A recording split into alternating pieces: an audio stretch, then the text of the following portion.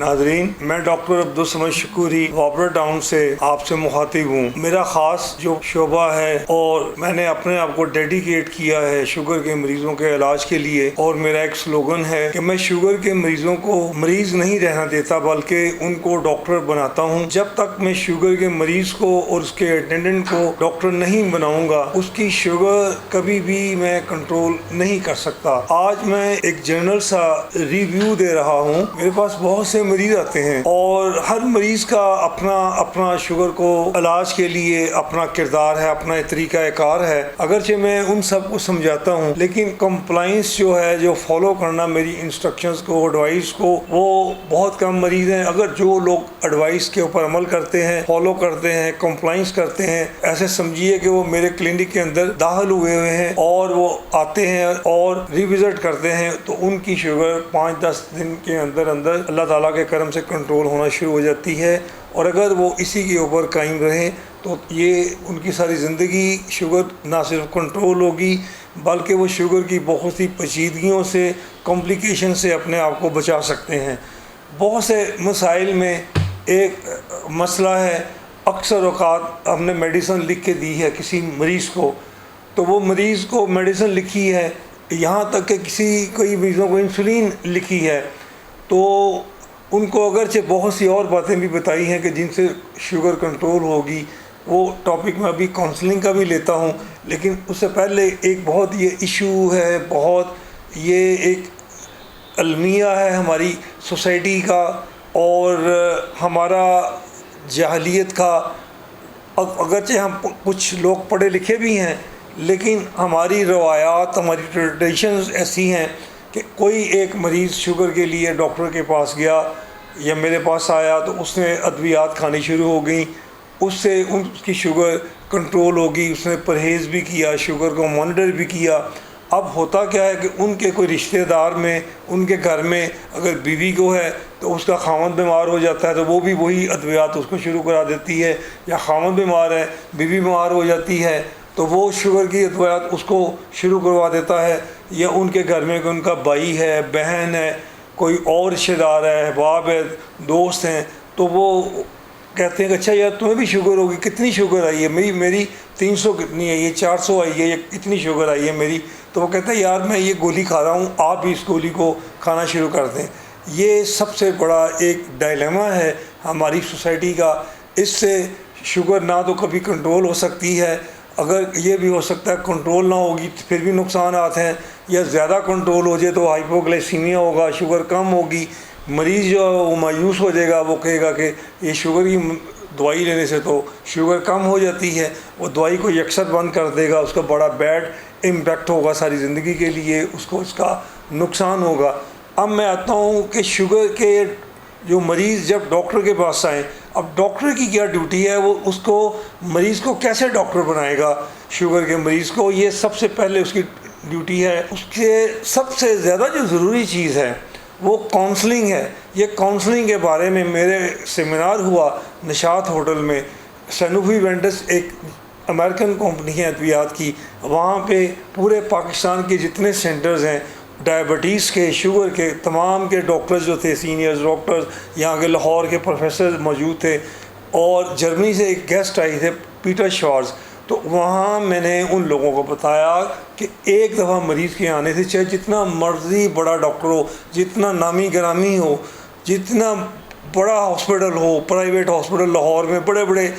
مہنگے ہاسپٹل ہیں، ڈاکٹرز ہیں، لیکن شوگر کا مریض کبھی اپنی شوگر کو نہ ڈاکٹر کنٹرول کر سکتا ہے، نہ مریض شوگر کنٹرول کروا سکتا ہے، جب تک کہ وہ فریکوینٹ وزٹس نہ ڈاکٹر کے پاس 7-8-10 دن کے لیے کرے، یا ایسے ہو کہ وہ ہاسپٹل میں 7 دن کے لیے ایڈمٹ ہو جائے، اور اس کے دوران اس کو مریض کو سمجھایا جائے، اس کی کاؤنسلنگ کی جائے، اس کے جو شوگرز لیول آئیں گے، کبھی زیادہ آئیں گے، کم آئیں گے، اس کے دوران اس کو لرننگ دی جائے، یا وہ ڈیلی کلینک کو وزٹ کرے، تو اس کے بعد اس کو روزانہ سمجھایا جائے۔ روزانہ ایک نیا سے نیا چیلنج مریض کے لیے ہوگا، اس کو کاؤنسلنگ کہتے ہیں، پراپر کاؤنسلنگ کہتے ہیں۔ لیکن اگر میرے پاس کوئی مریض آئے، میرے پاس ہزاروں سینکڑوں ڈگریاں ہوں پورے دنیا کے ممالک کی میڈیکل انسٹیٹیوٹس کی، لیکن میں شوگر کے مریض کو کوئی اس کا بھلا نہیں کر سکتا، بھلائی نہیں کر سکتا جب تک کہ وہ میں اس کو پراپر اس شوگر کے مرض کے بارے میں اس کو میں مریض کو بتاؤں نا۔ تو صورتحال ایسے ہے کہ کاؤنسلنگ میں جو سب سے اہم جو ہے پوائنٹ، اس میں بار بار شوگر کا چیک کرنے کا ہم بتاتے ہیں۔ شوگر کے مریض شوگر کو شروع میں جب ان کنٹرولڈ ہے، بالکل ان کنٹرولڈ ہے، تو وہ دن میں 4 دفعہ شوگر کو وہ چیک کریں گے، صبح ناشتے سے پہلے اور صبح ناشتہ کرنے کے اور دوپہر اور رات کا کھانا کھانے کے 1.5 سے 2 گھنٹے کے بعد، اور صبح ناشتے اور سے پہلے اور دوپہر اور رات کھانا کھانے سے پہلے ان کی شوگر جو ہے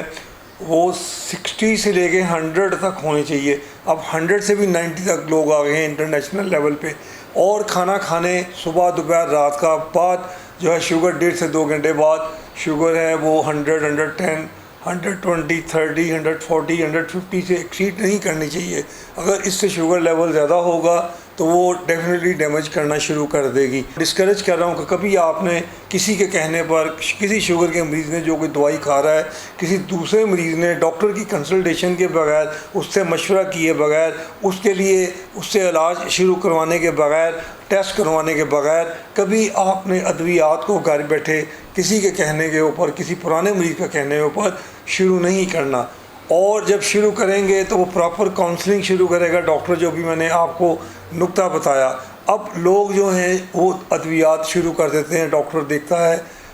80% جو ہمارا علاج ہے وہ ہے شوگر کو بار بار چیک کرنا، اور اس کے بعد شوگر کا جو پرہیز ہے، صبح دوپہر شام کا کھانا کیا لینا ہے اس نے، اور کون سی ڈائٹ لینی ہے، اور اس کون سی ڈائٹ نہیں لینی ہے، کون سے فروٹ لینے ہیں، کون سے فروٹ نہیں لینے، کون سی سبزیاں لینی ہیں، کون سی سبزی نہیں لینی، کون سی دالیں لینی ہیں، کون سے گوشت لینے ہیں، چکن لینا ہے، مچھلی لینی ہے، چھوٹا گوشت لینا ہے یا بڑا گوشت لینا ہے۔ یہ تمام چیزیں جو ہیں اس میں آئیں گی تاکہ شوگر کو ہم کنٹرول کر سکیں۔ یہ میری ویڈیوز ہیں مختلف ٹاپک سے اوپر کہ شوگر کے مریض صبح دوپہر شام رات کون سا اناج پھل سبزیاں کھائیں کہ شوگر کو ہمیشہ کے لیے کنٹرول کر دیں۔ یہ 18 منٹ کی ویڈیو میری ریکارڈڈ ہے۔ اس کے بعد ہے شوگر کے مریض 4 اشیاء چھوڑ دیں ساری زندگی کے لیے شوگر کنٹرول، اور اس کے علاوہ ویڈیو ہے ایک کہ شوگر کے مریض کون سی نرم گرم روٹی کھائیں، ذائقہ بھی اور طاقت بھی، اور ایک ہے شوگر کے مریض نہ رہیں بلکہ خود ڈاکٹر بنے شوگر کو ساری زندگی کنٹرول میں رکھنے کا واحد فارمولہ۔ ناظرین، میں آپ کو یہ بتانا چاہتا ہوں کہ لوگ دوائی لے رہے ہوتے ہیں، کئی لوگوں کی شوگر کنٹرول ہو جاتی ہے اور وہ ادویات کو خود بخود بند کر دیتے ہیں یا اس کی ڈوز کو خود بخود کم کر دیتے ہیں۔ ایسا کبھی نہیں کرنا چاہیے، کیونکہ وہ ادویات لے رہے ہیں، گولیاں یا انسولین لگوا رہے ہیں، تو ان کی شوگر جو ہے وہ کنٹرول میں ہے۔ جب ان کی شوگر بہت زیادہ کنٹرول ہونے لگتی ہے، یا کئی دفعہ ایسے ہوتا ہے کہ رات کے وقت یا کسی دن کے وقت کھانا لیٹ ہو جائے تو شوگر جو ہے وہ کم ہوتی ہے، ہائپوگلائسیمیا کی طرف جاتا ہے مریض، تو اس کو چاہیے کہ وہ پراپر اپنے ٹائم کے اوپر کھانا لے۔ شوگر میں اپنی زندگی میں ڈسپلن بنانا پڑتا ہے۔ شوگر کے مریض کو ٹائم کے اوپر صبح دوپہر رات کو کھانا کھانا ہے، پھر صبح دوپہر شام کے درمیان رات کھانا کھانے کے بعد